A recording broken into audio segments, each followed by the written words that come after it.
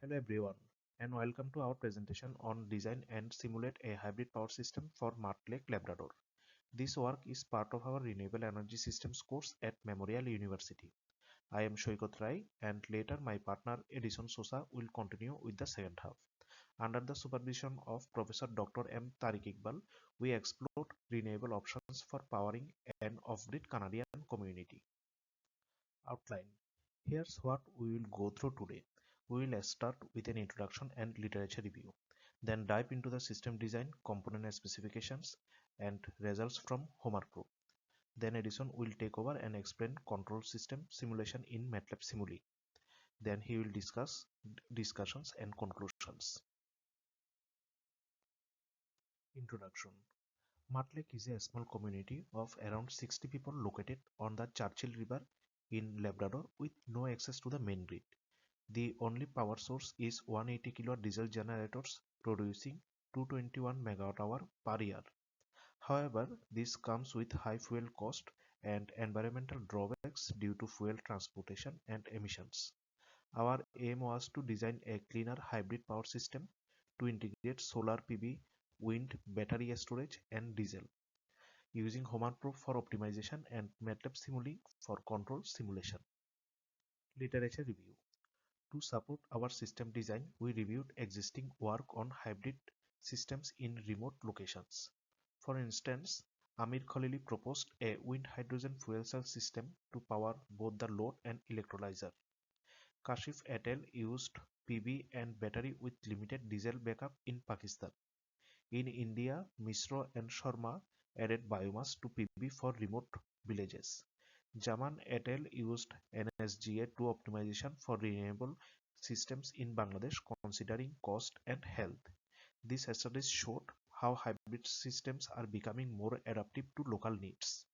Continuing, Eriga noted that while renewable systems are 2.5 times costlier in remote Canadian communities, they are viable long term. Bebe emphasized the role of solar irradiance, wind speed, and battery SOC in cost-effective designs. Hassan and Iqbal demonstrated a 60% reduction in energy bills with an 11 kW PV system in Lahore. Other works from India and Newfoundland further validate that Homer Pro can optimize both economic and technical performance. Market load and weather data. Our data came from NASA Power and ANDC reports. The average daily peak load is 90.01 kW. At 10 meters, the average wind speed is 3.37 meter per second, which is not ideal. So we estimated wind at 50 meter half height using the shear factor, and getting wind speed at 50 meter is 4.24 meter per second.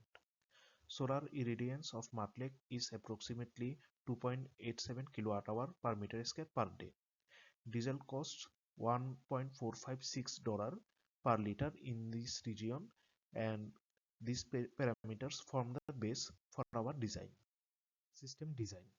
Our proposed hybrid system includes the existing diesel generators. Then we include new PV panels, wind turbines, and battery bank. We use two different buses for our design. First one is 48 volt DC bus for PV and battery, and 120 volt AC bus for diesel and wind. A bidirectional converter links both buses, so this setup will allow flexibility, energy flow, and improves efficiency. Component specification and sizing.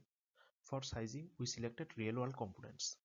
For PV panels, we selected Canadian Solar Max Power CS6X 325P, which has a capacity of 325 watt each.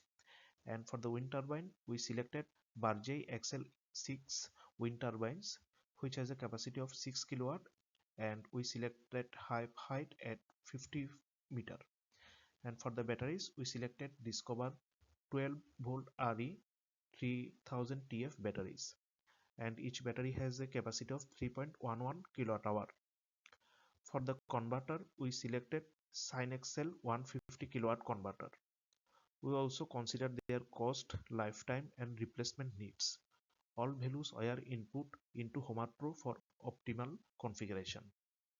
Homer Pro optimization setup and simulations. We configured Homer with 40% minimum renewable share, cycle charging and load following dispatch, 25-year project life, 8% discount, 2% inflation. Homer ran 6,846 simulations, but only 4,376 were feasible. Others failed due to capacity shortage or low renewable share. Component sizing by Homer Pro. The optimal configuration suggested by Homer Pro included 150 kW PV panels, that is approximately 462 PV panels, 10 wind turbines, 324 batteries, the existing 180 kW diesel generators, and 59.9 kW converter. This system met all constraints and offered the best trade-off between cost, reliability, and emissions. Cost summary for hybrid system. This system's financials are summarized here. The net present cost of the hybrid system is $1.215 million. The capital cost of this system will be around $500,000 and the operating cost will be $52,000 per year. The levelized cost of energy is 42.5 cents per kilowatt hour. Wind turbines are the costliest and followed by the batteries. Energy performance of the hybrid system. The total generation of this hybrid system is around 297,000 kWh per year. It has 61.9% PV contribution and 21.25% wind contribution. The diesel contribution is around 16.8%, and the excess energy produced by the system is around 16.7%. It meets 100% of the 221 MWh annual demand, and there is no unmet load. This is the end of my part. Now Edison will take over to explain the next topics. Renewable contributions for this project was established in 77.4%, with no unmet electrical demand. On the other hand, the 17% fossil fuel penetration had a diesel consumption of around 19,000 liters during the year.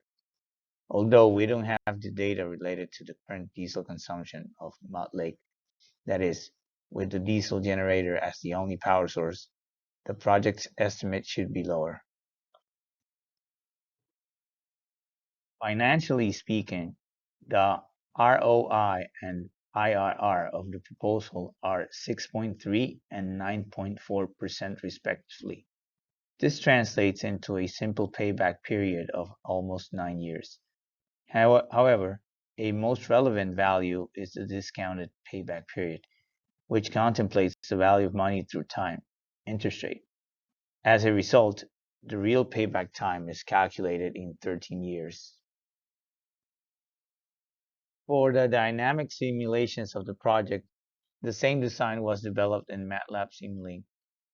The main objective of the Simulink design is to manage the renewables and non-renewables according to the availability of wind and solar sources. Batteries played a great role to guarantee renewable sourcing even when solar and wind power generation wasn't available. Batteries charging regime was based precisely on the state of charge and renewable availability. The charging control circuit is perhaps the most crucial part of the design. For batteries to undergo a charging process, SOC had to be lower than 30%, and there are renewable sources available above a threshold. Wind power, for example, had to account for over 1.1 kilowatts. If batteries were being charged, it meant that renewable sources were also enough to cover the demand of the community. In other words, diesel generation was totally disconnected. Moreover, when the solar and wind power sources aren't available and the state of charge is above 20%, batteries would take the stage. Diesel generation would occur only if wind speed, solar irradiation, and SOC were below the proper parameters. For a deeper analysis, a PI controller compares the set point and actual battery current. Based on this decision, the DC-DC converter is adjusted via a PWM signal. This helps stabilize battery current flow based on actual demand and the state of renewable sources. It prevents overcharge, discharge, and balances input and output in real time. To assess power output, scopes were used. Wind, solar, diesel, battery, and load power signals were analyzed to verify that the obtained response behaved as expected throughout the different scenarios. Images shown in this slide relate to the wind and diesel power generation scopes. Unlike the diesel generator output signal that shows a perfect sine wave, it is clearly seen that wind power is not stable throughout time. The amplitude of the wave clearly decreases as time passes, which relates to a varying wind speed. Moving on to the solar output, we notice that the module's relevant response begins to appear after the irradiance exceeds 200 watts per meter square. Everything below this value is simply not enough for the PV panels to produce. The battery bank plot shows, at first, the charging stage. Current stabilizes and remains in a necessary value to keep batteries with floating voltage, ready to discharge when solar and wind sources are out. The curves of the AC load depict a constant and normal sine wave. Its only relevant characteristic is that it remains continuous with no interruptions. This plot just allows us to understand that the load requirements are being satisfied by the installed generation capacity. Homer's optimal solution includes 462 PV panels, 10 wind turbines, 324 batteries, and the existing 180 kilowatt diesel generator. Although it has been financially optimized, this design introduces various operational challenges. There's too many critical components, not including wiring and infrastructure. This makes maintenance very complex and increases the probability of breakdowns. Let us not forget that workforce is limited, that the weather is rather harsh in Mud Lake, and this can also worsen reliability. In remote setups, technical feasibility and managing it are equally vital as financial savings.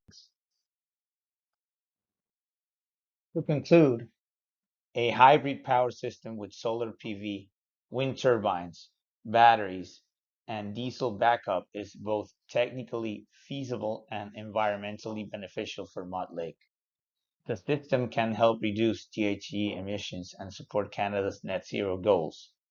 However, real-world implementation needs simplification. To minimize number of components is essential, especially PV panels and batteries. It is also needed to balance workforce with system complexity. Homer Pro's financial optimization is valuable but must be reinterpreted with operational constraints in mind, like the one discussed previously. This model serves as a reference for other remote communities transitioning from diesel to renewables. Finally, the employed references are listed below.